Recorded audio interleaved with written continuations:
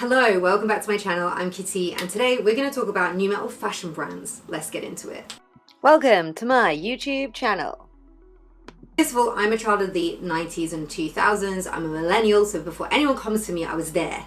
I was literally there, and I've got a baby face and I appreciate that you'll think that I'm super young, but I'm a millennial and I was there when new metal happened. So new metal fashion is famously known as being a juxtaposition between hip-hop, rock and rave culture. You had these little different pockets of new metal, as there always is within subgenres. Here are my favourite brands and some of the most iconic brands of new metal fashion. So baggy trousers and baggy jeans are the number one most important item if you're into new metal fashion. Some of the OG brands, for example, in denim and jeans were Dickies, baggy Dickies denim and baggy Dickies trousers, JNCO, Genko, however you want to pronounce it. They did the huge baggy jeans.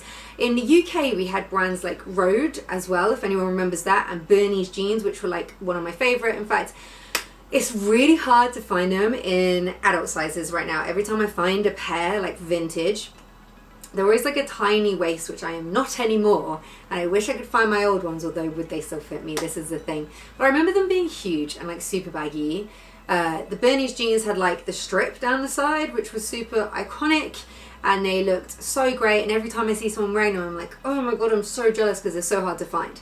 Genko jeans are actually much easier to find in vintage stores and online. They're expensive though, they always were. Then, like I mentioned, we have Dickies jeans and Dickies trousers. Only the super baggy silhouettes were very fashionable in the new metal era, and still are now actually. You had bands like Limp Bizkit wearing Dickies. They wouldn't really be seen in Genko jeans. You could maybe see them in like, you would definitely see them in a skate jean like a Bernie's or a Rode jean, for example.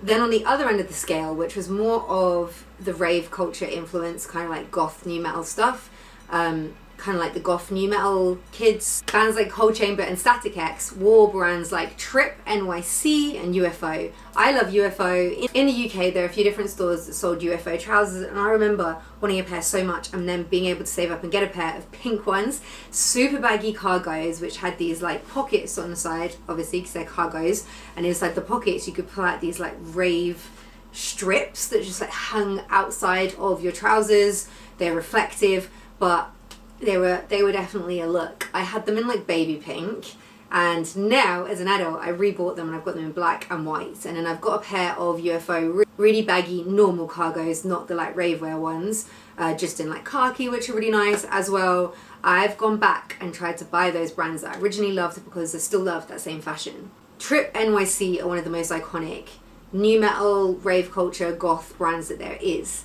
And their stuff, again, is not cheap. It's not like crazy expensive, but it's not cheap and it's quite hard to get in the UK. So over here we didn't have as much, but we had a lot of similar brands sold in stores like Blue Banana over here in the UK.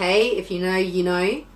And then, of course, we had the whole sportswear movement within new metal, which was basically made iconic by Korn. But also you saw Limp Bizkit wearing stuff like this, you saw Linkin Park wearing, it's like more of the skate sportswear mix that came into streetwear and new metal fashion. And that's my favourite part of new metal. I'm not so much on the rave end, but I dip into it a little bit, you know. And so in that sportswear movement we had Adidas and Puma, namely, and a little bit of Nike, but mostly you saw Adidas being that number one brand that every new metal kid wore head to toe because of brands, especially like Korn, but also like Limp Bizkit and Linkin Park, etc. You often saw Fred Durst in a pair of Superstars, and you saw Korn, the whole band dripped head to toe in either Adidas or later on in Puma. I've mentioned this in previous videos before, but Adidas gifted Korn, and it never came through with either a paid sponsorship or an official collaboration, which they now have done. Go watch my previous videos about that. Back then, Puma came forward and said, listen, we know you love sportswear, we'll pay you to wear ours. And then we went from seeing Korn wearing Adidas head to toe to wearing Puma head to toe. And I love that iconic era of sportswear because I'm a big sportswear streetwear fan and I love new metal. So like basically that's kind of where I have found my sense of style, is from that specific time period of Korn and Limp Bizkit, which if you knew me when I was 11, makes sense. So you had to have hugely baggy trousers of some kind, and a lot of the time they were dripping wet on the floor, which Honestly, I never want to relive again. I have lots of baggy trousers, but I go out of my way to make sure they either cut off just before they're too long, or they cinch in at the bottom, which is what the UFO trousers do, which is really good. Next up, we had trainers, of course. Arguably, one of the most iconic nu metal sneakers to ever have graced the nu metal era are the Osiris D3. Now, they were very much like Marmite. I was never really sure how I felt about them. And on the flip side, if you weren't wearing Osiris, you were probably wearing DC or Etnies or ES. S? Is that how you say it? Etnies, DC, and Osiris. They were like the three nu metal sneakers to be worn by everybody. Also Vans, and a lot of other brands did these chunky silhouettes at the time. I had Etnies, ES, and Vans. That's what I lived in over, one would die and then I get a different one, whatever. And during that period of time, I had a pair of Etnies that I remember I loved, and then a pair of ES that were very similar. And like I say, a really chunky pair of Vans that I loved as well. And I never got myself a pair of Osiris D3. On the female side of things, although this also flitted into like a unisex style trend as well on the kind of rave end side of nu metal, were brands like Buffalo. And they came out of the Spice Girl era, and we were the children of the Spice Girls that then became Moshes. And I loved my one pair of Buffaloes that I had. I wish I could find them because they're like, the OGs are so much better, I think, like in the silhouette and the design. And I wore those with my UFO big baggy cargo trousers in pink. They were so great. Big baggy hoodie, like a Limp Bizkit one, or like I had Etnies hoodies, things like that. And Stussy, I started to get into at that point as well because my dad is very into Stussy. And yeah, what a combination. But the true nu metal sneakers were the Osiris D3, hands down. There was just something about them that was like Marmite, and I kind of liked them, but I was never quite sure. And they're very expensive as well, I remember, in comparison. So I think that's also a reason why I didn't actually end up getting a pair. And I keep thinking about it now. I'm like, do I just need to get myself a pair of Osiris D3s? Do I need to do it? I feel like to become my true nu metal form, I probably need to do it. Especially because, do you know the one pair that I would really like? The Hundreds did a D3 collaboration with Osiris a few years ago, and they got Fred Durst to obviously be the face fit, and it was so fucking sick. But I reckon if that was happening now, it would blow up. But because it happened a few years ago, this is what I mean, like people like me who are the children of that era, like we knew that that was cool, but now the rest of the fashion world are realizing. And so Bobby, if you're watching this, part 2 needs to come out, bro. Let me be a part of it somehow. I'll help market that stuff for you. Truly, Limp Bizkit played sold out shows in London twice this year, and like I do think that is a sign of the times. Like Korn headline Download last year, was it? And this year was Slipknot, I think. Yeah, and it was fucking incredible. And all these festivals have been sold out, the tours have been sold out, Slipknot have been selling out every single tour they've done. It's a sign of the times, and nu metal is back, and there are loads of new nu metal bands. It is a thing that's happening right now. Should I make another video talking about new nu metal bands? Do you guys care about that? Do you want to hear about actual music as opposed to just fashion? Let me know. Besides like the typical things that we've talked about, like the silhouettes, trousers, the sneakers, etc., girls were wearing little crop tops, I suppose similar, you can't fully see, but like this is a little crop Slipknot t-shirt that I'm wearing today. We had bands like Kitty being the female faces of nu metal, thank God. I also love that they're called Kitty and I'm Kitty. I really like Kitty, and they were one of the few female faces. There are a few, but like from a style perspective, I've really always taken a lot of inspo from them. They wore Trip NYC, they wore Jenko jeans, and they wore like little crop tops, and they kind of sat between the two worlds of like the skater nu metal and like the rave goth culture nu metal. They were kind of in the middle, which I love about them because I think that's very much how I am with my personal style. They went from everything of wearing like big chunky platform boots on stage with like little shorts and skirts to like massive baggy trousers and little tops, which is what us girls were all doing back then. And that was exactly how the fashion was: little crop tops with massive baggy jeans and your thong showing or your pants showing, like if you wore like boxers. That is kind of also where the roots of that fashion from the early 2Ks was happening at the same time, so it all kind of drifted in together. Pandora from Kerrang was dressing like that. I was dressing like that. So yeah, think little crop tops and massive baggy shorts and massive baggy jeans. That also brings me to Deftones. Chino Marino wearing like huge big baggy dicky shorts, and then like his socks up to his knees, and then like a pair of Converse or like DC's or Adidas or Vans, like that style. Oh, I dressed like that so much. I had a pair of Bernie shorts that were like super baggy, way too big for me, and I'd wear them with like a skate belt and then loads of chains and then socks and then like big chunky trainers. And I just thought that I was the coolest thing ever, with like a little vest, a little tank top, and then I had my hair in braids, honestly, and a Limp Bizkit hoodie. So that brings me to the next part, is merch. We all wore merch. It was merch. Baggy jeans that like trailed on the floor and got muddy and dirty. Chunky AF sneakers. And then if you're a girl, little crop tops. And then like girls or boys, big baggy merch t-shirts. So we had Limp Bizkit t-shirts, Linkin Park t-shirts, Mudvayne t-shirts, whoever you were into, you were wearing their merch, and hoodies, big baggy hoodies as well. And I lived in my Limp Bizkit hoodie. I'll see if I can put a photo up here for you guys to see. Me back in the day, I wish I could find that significant other hoodie somewhere. And I didn't have loads of merch because I don't have loads of money, and I was like, I'd pick a bit of merch and then I'd pick a bit of like a brand, if that makes sense. So I had a couple of hoodies that I like went between, and it was brands like Vans, Etnies, and then bands like Linkin Park, Limp Bizkit, Korn, etc. that I kind of like bought into, and that we all did. Everyone was wearing big baggy t-shirts, and it was always merch, and we put patches on all of our bags. So if you had a rucksack, it had patches all over it. I still have mine. I'm thinking about whether to take them off and put them onto like a new bag that I wear more now, if that makes sense. But at the moment I've just preserved my school bags with my patches on, and I love it. So yeah, I think I've covered most of the bases. Like in the kind of like Trip NYC, Rave, Cold Chamber era, you also had, from a stylistic perspective, not just like a clothing perspective, the hair. And the hair in general everywhere. So like guys, spikes was such a big thing. And like the beards and the facial piercings. And when I say beards, there was a lot of like chin beards going on, and then like the strip beards. Do you know what I'm saying?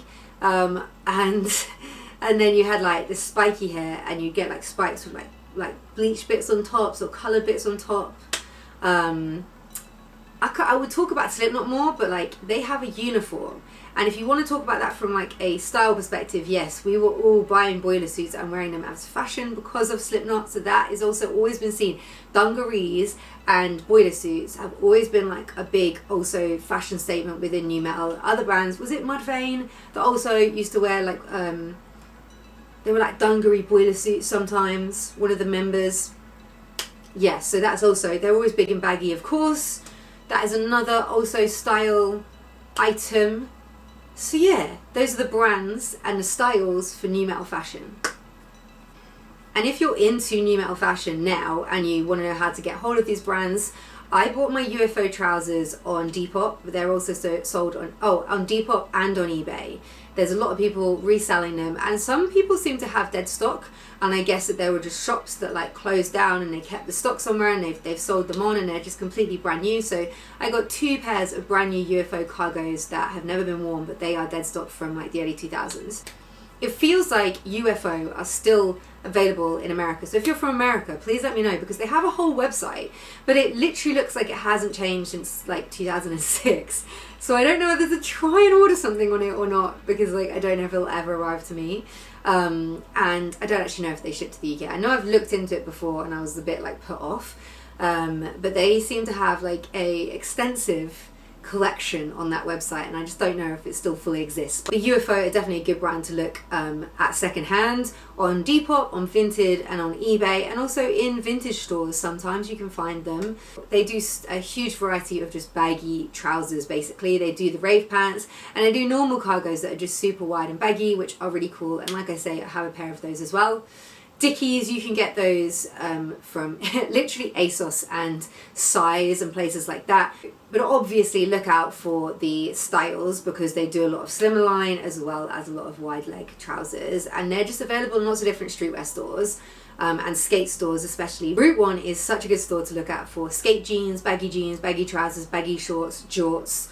They have a really good variety of brands, and their own ones are really good, and I've been shopping there literally since I was like a little teenager in the early 2000s. That's where I got a lot of my Bernie's jeans, Road jeans, that kind of thing. Potentially I got some of their own branded stuff, but I don't remember if they did that back then. Anyway, it was always Route 1 that I got a lot of stuff from. And yeah, their jorts have been killing it this summer, so the prices are pretty good for their own branded stuff as well, and it seems like it's good quality, so definitely check them out. Trip NYC have an American store which you can order to the UK, but it is quite pricey, and obviously you might get hit with that import duties fee, which always worries me, but their stuff is such good quality and their website is sick. You can buy some of their stuff in some UK stores. I think there's one called Kate's Skates online that does some of their stuff, Trip NYC, but again, it's quite pricey, and you can buy similar stuff in the UK from brands and stores like Blue Banana, for example. Also, not to forget, Cyberdog do such similar stuff to Trip NYC as well. I have a pair of Cyberdog like baggy Rave trousers which look very similar to a Trip NYC design, and Cyberdog have been going for a really long time, and they are obviously a rave culture brand, so they are an iconic OG brand as well. And I really like their stuff. It's just like you have to pick between the lines of the crazy rave stuff if that's not your thing, but they have some really sick pieces that can work really well with other new metal style items of clothing. Again, for all of these brands, I always look also on Vinted, eBay and Depop, and in secondhand stores like charity shops and vintage stores. You have vintage stores all over the UK, and you just have to look and be lucky, basically. Bernie's jeans, Rhodes jeans and Jenko jeans you will only find on vintage stores and on secondhand websites like eBay and potentially Depop as well. I've seen Jenko on Depop a lot actually. I don't see it much on Vinted, but I have seen it on eBay sometimes. It can be quite expensive. You can get a lot of similar. So if you put like Jenko jeans into any of these search engines, you can find other similar brands that are a little bit cheaper. And also all of the good vintage stores in the UK pretty much have Jenko jeans at the moment. It is so fashionable, and has been for the past few years, because we're hitting that Y2K culture moment in fashion. It's come around again, and that's why new metal is blowing up again, because that fashion sits side by side with the general Y2K fashion. For example, Jenko jeans, Juicy Couture tracksuits, etc. For example, brands like Miss 60, Juicy Couture and Jenko jeans are all being searched for at the moment, and as you can see with those being high searches, that they all kind of go hand in hand, even though there were different fashion trends that were happening at the same time, because it's an era and a period of fashion and it's all coming back. So to reiterate, baggy AF jeans and trousers and shorts, little crop tops, baggy AF t-shirts, baggy AF hoodies, new metal band merch, and chunky AF trainers. That's it. That's pretty much the and bags with patches on, and that is pretty much your new metal style guide. Let me know if I've missed anything out. There are lots of things, and this is not a deep dive. This is like a general. If you're interested in new metal fashion, you want to know the brands, or like say that you are a kid of the early 2000s and you're like going down memory lane. You're like, damn, I can't remember what those brands were called. Here you go. I've told you. I've brought it all up. The memories are there. So yeah, let me know if you like this video. Comment below any suggestions that I could add to it, and please make sure to comment and subscribe. It really helps me to keep creating content on this channel, and I'll see you guys in the next video. Peace out.